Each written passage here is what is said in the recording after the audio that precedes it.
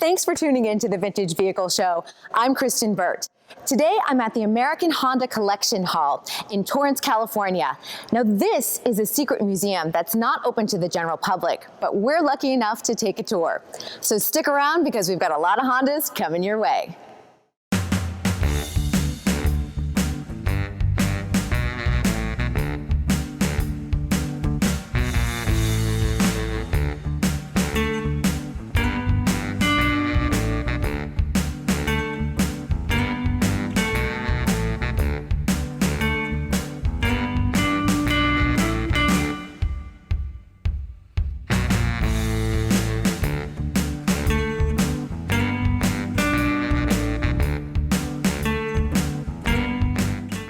Now I'm here with David Heath. He is Senior Manager of the American Honda Collection Hall. David, thanks for having the Vintage Vehicle Show here today. Yeah, well, it's our pleasure. I'm glad you could come and enjoy the small, humble collection we have here for our American Honda milestone cars. Well, this is an impressive collection. How did it come to be?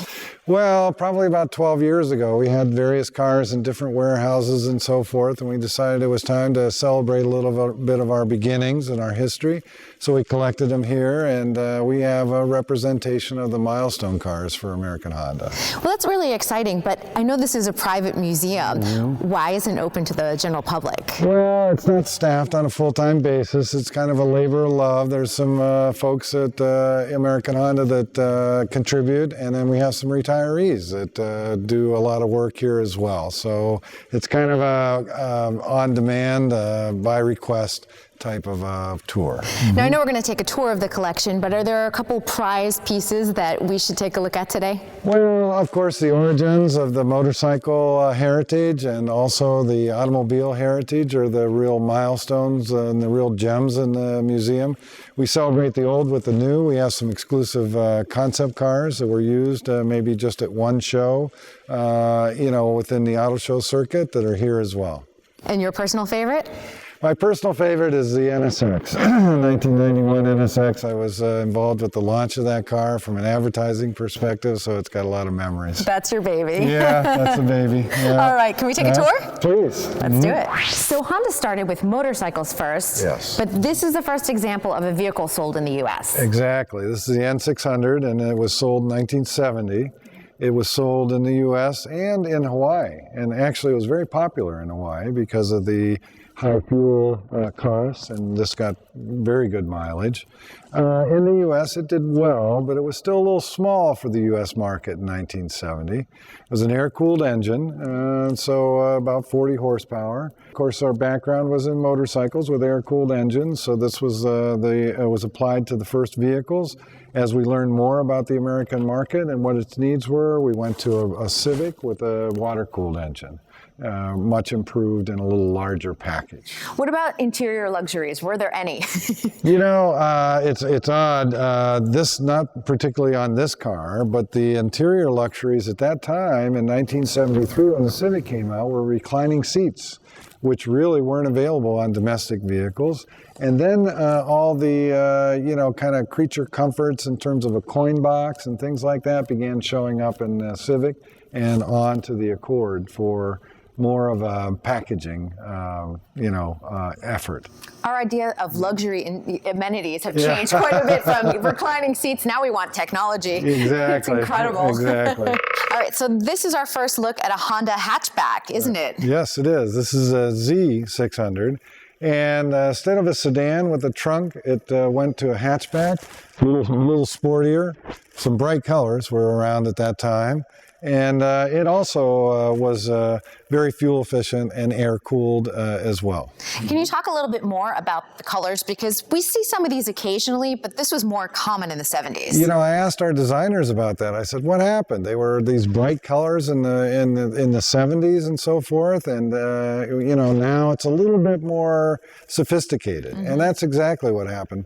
This was a personal car, not a family car, not a huge investment. As cars became more of an investment, the consumer got a little more conservative. and the colors were more conservative. I think this is fun, though. I love it. Everybody loves this color. It's got a lot of personality to it. Now, the Z600, not a huge success for Honda, because that was coming, wasn't it? Yes, it was. We were just getting our feet wet in the automobile market. We had been, at this time, fairly successful in motorcycles, so cars were coming along, and we were finding what the taste was for the U.S. market. But the big success is right behind us, isn't it? I think the milestone car is right behind us. All right, we're going to take a look at the Civic next. So the first generation Civic was a game changer for Honda, wasn't it? And a new engine came about. Yes, this is an example of the first generation Civic, and it was a completely different car. Water-cooled engine, more horsepower, still great gas mileage, I think around 47 miles per gallon. But a little bit bigger, suited the American taste a little bit more, and right around the 70s, a fuel economy or a fuel crisis was happening. So this really gave a boost to this vehicle. Great gas mileage, good reliability, better packaging, still a bright color, and lots of fun. Yeah, I do. I love that. And the history and legacy of Civic is very proven in the Honda lineup, which is fantastic. It is. Right around this time, in 1975, we came out with CVCC, Compound Vortex Controlled Combustion. Fancy way of talking about a very fuel efficient engine and a very environmentally friendly engine. It met the standards. So the CVCC allowed Honda to produce a car that was running on leaded fuel instead of unleaded fuel with a catalytic converter. So we kept the mileage and solved the problem at the engine. It was a good engineering coup for Honda. That's amazing. And 53 horsepower. Can you imagine getting a 53 horsepower vehicle now? It's 1,700 pounds though, so this is a fairly light car. And front wheel drive was our specialty, and it was fun to drive. Yeah, it definitely has personality to it, and you know, it's still in the lineup today, which I love. Yes, it is. Civic has been one of the pillars of Honda's success. Okay, just as important as the Civic is also the Honda Accord. In fact, I owned a 1986 Honda Accord with the headlamps that flipped up. Oh, great. That was a very popular car. It was a lot of fun to drive, but tell us about this first generation. Well, after the Civic came along, we began to understand the market a little bit better and needed more of a family-oriented car. So the 76 Accord came along with more luxury and a little larger interior, a little more powerful, still good gas mileage and reliability. So by 1976, Honda was on a roll from the Civic and the Accord. Yeah, and the mid-size category has always been a real tough battle. It's always been Toyota and Honda sort of battling it out. But every single year it seems that, you know, it's who's going to be on top. Well, it is. It's always challenging, but that's what leads to good innovation and so forth. And the Accord's come a long way, as the Camry has come a long way. Now, when we're looking at something on the interior, what are we getting in 1976? Well, you know, again, I think we talked about earlier, the reclining seats were not available in the domestic cars at that point in time, and they were very comfortable. There was more air conditioning was optional on the vehicles. Power windows and door locks started coming into cars, so they were inching up in luxury, but still affordable at a reasonable price. And I'm looking at, I think it's still lap seat belts in the rear seats. It's not the 3-point seat belts yet, is it? 3-point seat belts in this one, yeah. This one? By 1976, yeah. They were coming along. I know a few of the earlier ones had only the lap belts. The lap belts, exactly. It's kind of amazing to even think that that was a possibility. Airbags hadn't come along yet at this point in time, not yet.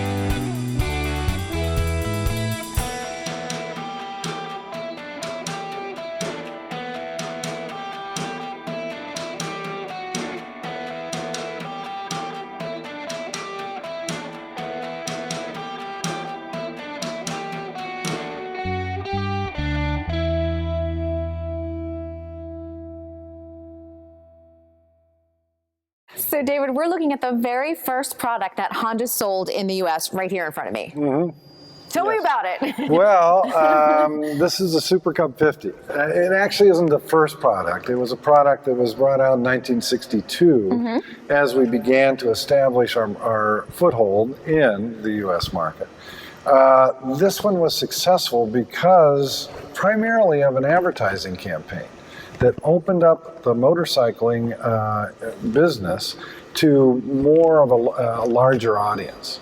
It was very enthusiast oriented in 1959 when we started sales in the US. And people didn't use motorcycles just for fun and small commutes. But we started with an advertising campaign that said you meet the nicest people on a Honda. And then we had the different songs about Honda and so forth, and the Nifty 50, and people were driving them around and having fun on college campuses and out recreationally driving motorcycles. It became more social. It became more social. So the product was there, but the market needed to be developed, and you meet the nicest people on a Honda really helped out. I like that. And it's also a different design than what we were accustomed to with like a Harley Davidson, which was a bigger, heavier type of motorcycle. Exactly. That's what was happening in the US in the early 60s. But this brought it to more of a larger base of customers, and it was something that could be stepped through. You could step through, so women could drive it and so forth, and it was a lot of fun. It does look like a lot of fun. What are we looking at engine-wise on something like this? Yeah, it's a 50cc engine, and very small but very fuel efficient, 100 miles per gallon, very reliable, as hopefully we have the reputation of. I almost feel like this is something you would see today, design-wise. You know, I don't understand why scooters aren't more popular. Yeah. They're fun, they're an easy way to get around. I think the younger generation is finding that. Our scooter sales are improving again. So it may be a fashion of transportation that comes back into place. Well, I would buy one, so just let them know. All right. All right, so besides consumer vehicles and motorcycles, Honda also has a rich history when it comes to racing, don't they? Yes, we love our racing. Yeah, we have a number of race cars here, but one of our favorites in the museum is this one that was campaigned by an employee. And shortly after the Civic was introduced, this car was campaigned at Talladega and had the distinction of being the world's fastest Civic at 146 miles per hour. That's pretty fast. It is very fast. We can't believe it to this day. And we love it because it has so much character, and it's a real race car from a real grassroots effort. Now, this was raced in the 70s through the mid-80s, I believe. Yeah. What else are we racing now at this point? Well, we have a long history in open-wheeled racing. We started that with the kart series, and now continue to race in the IndyCar series with the open-wheeled cars, and we'll be at Indianapolis 500 in another couple weeks. So we do that. We do prototype racing, and through Acura's participation in racing, had a lot of sports car racing. So David, the CRX is also an important part of Honda's history. Tell us a little bit about how it came to be, and then we'll talk about the performance aspects. Okay. Well, the 1984 CRX was kind of groundbreaking in the sense that it was a very performance-oriented, compact vehicle, and it was known for being very agile, very good handling, very high performance, and so forth. And as that evolved, this vehicle came along.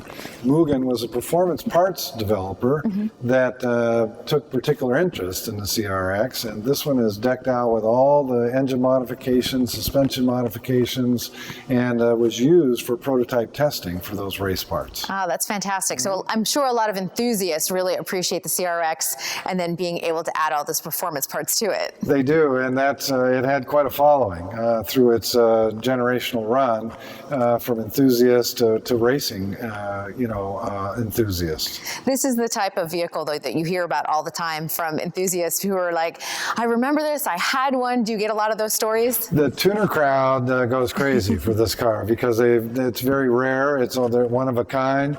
It started some of the modifications that people were doing going on their own and so forth. So it was the beginning of an era of that part. That's fantastic. You know, another question, because we're looking at sort of like this history of Honda. Does Honda bring out any of these vehicles for some of the major auto shows? We do. You know, there's a lot of enthusiast shows that we bring them out to, and if we introduce a new Accord or a new Civic, sometimes we'll bring the older generations along.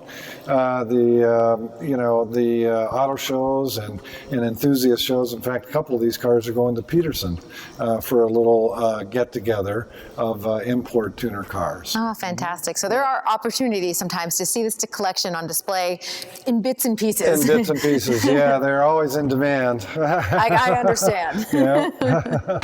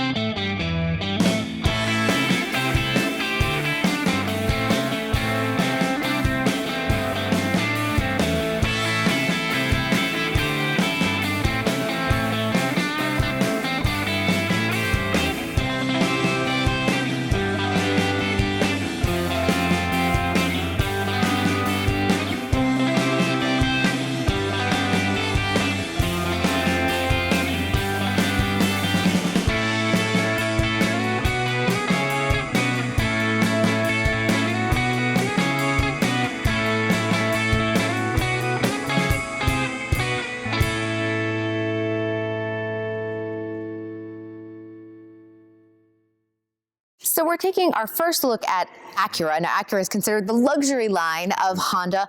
What year was it introduced in the U.S.? Acura was introduced on March 27th, 1986. All right, and it's done extremely well for the company. And this vehicle is pretty special, the Integra Type R. What makes it so special? Well, Integras, of course, came out at the beginning of the launch of Acura, and they were very popular, very performance-oriented. So in 2001, we built a Type R version. Really performance-oriented, high horsepower, not a lot of amenities, but the car that the enthusiasts wanted. This vehicle is a rare example of one. maybe the lowest mileage one in existence. It's less than 3,000 miles. Wow. It perhaps is one of the most valuable vehicles in the museum. Was this a low production vehicle? Very limited production, very limited production. So how did you acquire a vehicle like this? Well, this one was used for advertising and photography purposes and tucked away in one of those warehouses, and then we brought it into the museum when we had a place for it. So it's a celebrated car for the Acura division. It's the baby of the collection. It's the baby of the isn't it? collection, yeah. I bet a lot of people like to get their hands on it. They do, and a lot of people like to sit in it, and it almost still has a new car smell. Can I take a smell? Come on, Sure. free smells, right? That's the best part of cars, is new car smell. It does, it has new car smell. Can I sit in it? Yes. Oh my goodness. CDs have come into play. CDs have come into play. Yeah, there's a history lesson on audio systems through these cars. Yeah, but we still have lighters. That's the other thing you look for in not ashtrays. hardly anymore. They're electrical outlets. Yep. So David, we talked a little bit about the birth of Acura in the United States, and this is the first vehicle on the lineup. Yes, it is. It's the 86 Legend and the first V6 engine that Honda produced and sold in the marketplace. When this car came out, we couldn't believe how sophisticated it was. V6 engine, luxurious interior, all of the amenities of a luxury car, and drove and handled magnificently. It was a dream, wasn't it? It was. It was an exciting time. And Very exciting. when you look back on something like this and see how the lineup has grown, I mean, do you really sit there and believe at how big Acura has become since then? Not really, although I'm glad it has. But the performance direction of Acura was very strong at the beginning of the launch and so forth. And as we continued to develop new cars, it accentuated that position, and we've been very successful in that regard. Well, I love seeing something like the Legend because then we also have the NSX right over here. Yes. And that, if we're talking about performance, we're looking at That's that. the car. That's the car, isn't it? Let's take a look. Okay. I want to hear all about the NSX. Tell me. Well, it's beautiful. That's really what I could say. But the 91 NSX came along 4 years after the launch of the Acura division. And this car was the engineering epitome of what could be done for the Acura division. Completely aluminum body. In fact, it was the first mass-produced aluminum body. It's incredible. Yeah, and this vehicle had the V6, but it had VTEC, which was the extra performance technology that we were developing around that time. So it was lightweight, high performance, fun to drive, exotic in styling, mid-engine. We were just thrilled with this car. It got rave reviews at its introduction in Chicago.